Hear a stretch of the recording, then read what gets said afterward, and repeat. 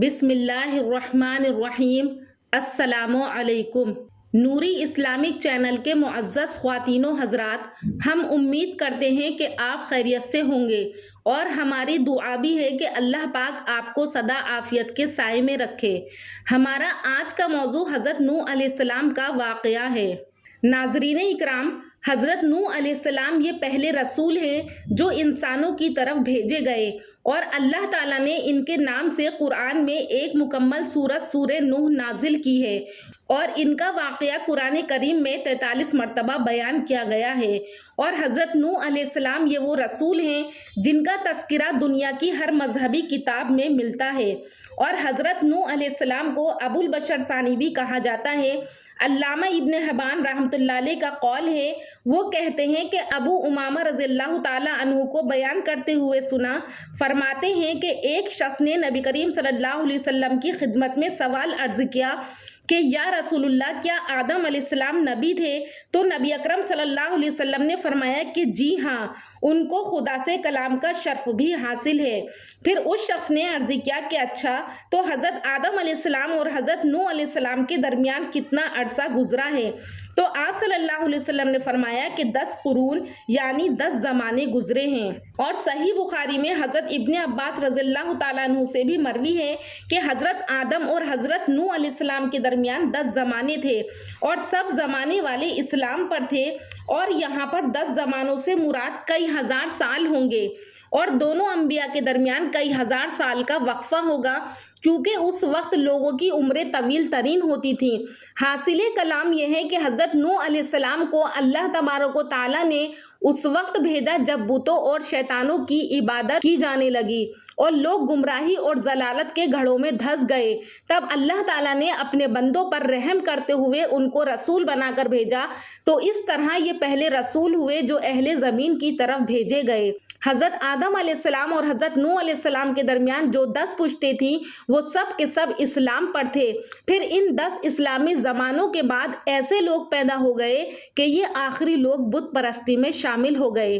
امام بخاری رحمۃ اللہ علیہ نے سورہ نوح آیت نمبر 23 اللہ کے فرمان اور انہوں نے کہا کہ ہرگز اپنے معبودوں کو نہ چھوڑنا، اور ود، سوا، یغوث اور یعوق اور نہ نصر کو چھوڑنا، اس کی تفسیر کرتے ہوئے فرماتے ہیں حقیقت میں یہ نام ان سے پہلے نیک لوگوں کے نام تھے، یعنی نوح علیہ السلام کے آنے سے پہلے یہ نیک لوگ گزرے ہیں جنہوں نے آدم علیہ السلام کے دین کو نہیں چھوڑا تھا اور توحید پر تھے، اور ان کے نام ود، سوا، یغوث اور یعوق اور نصر بتائے گئے ہیں۔ تو جب یہ لوگ دنیا سے چلے گئے اور جو ان کی نسل تھی، تو شیطان نے ان کے دلوں میں وسوسہ ڈالا کہ ان کی یادگار کے طور پر ان کی مجلسوں میں جاؤ اور ان کے جیسے ہم شکل بنا کر انہی کے نام سے رکھ لو۔ تو ان لوگوں نے ایسا ہی کیا اور پتھر کے بت بنا کر ان کے نام ان کے بزرگوں کے نام پر رکھ دیے۔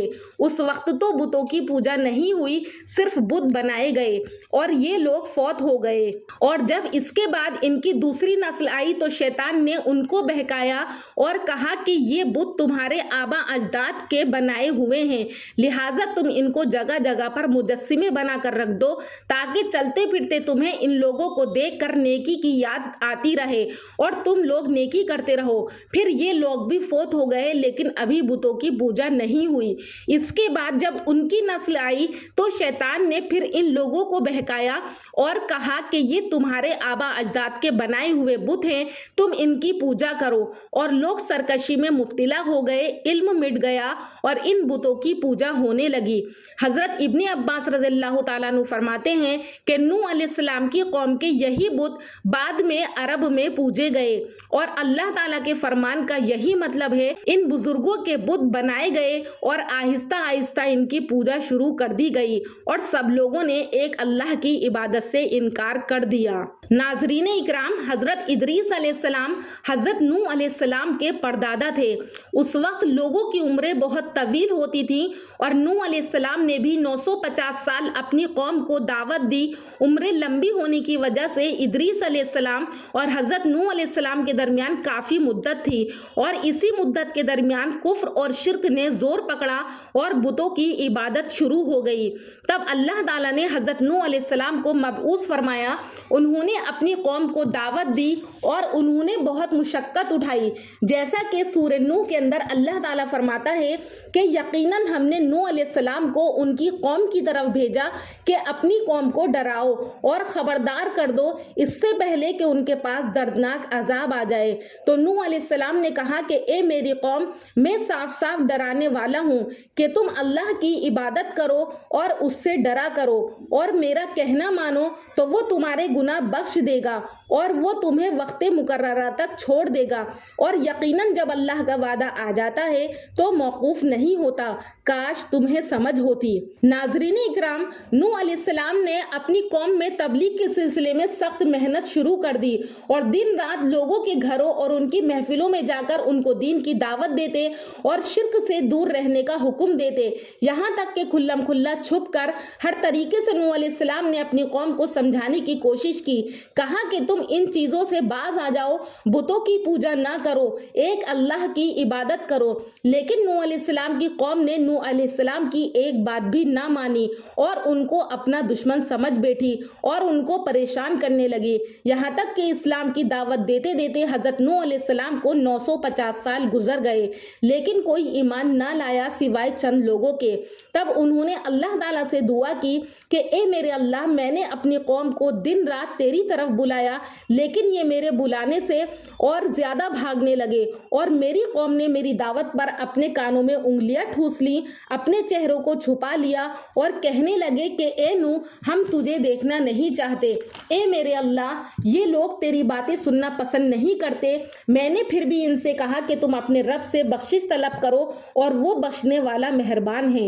ए मेरे रब, इन लोगों ने मेरी बातें ना सुनी और बल्कि अपनी आगे आने वाली नस्लों से भी ये कहने लगे कि हमारे बाद इस नूह की एक बात भी ना मानना और हमारे बनाए हुए बुत जिनकी हम पूजा करते हैं। और इन लोगों ने बहुत से लोगों को गुमराह कर डाला और ए परवरदिगार, तू कुछ ऐसा कर कि ये जालिम और ज्यादा गुमराह हो जाएं। इस तरह नूह अलैहिस्सलाम ने 950 साल अपनी कौम को इस्लाम की दावत दी, लेकिन सिवाय चंद लोगों के जिनकी गिनती में इख्तिलाफ है, कोई 70 और कोई 80 बयान करता है। बाकी सही तादाद तो अल्लाह को मालूम है। बहरहाल ये बहुत ही कम लोग थे जो कि हजरत नूह अलैहिस्सलाम पर ईमान लाए और ये ईमान वाले लोग फुकरा, मसाकिन, नातवा, गरीब लोगों पर मुश्तमिल थे जिनकी मुआशरे में कोई हैसियत नहीं थी।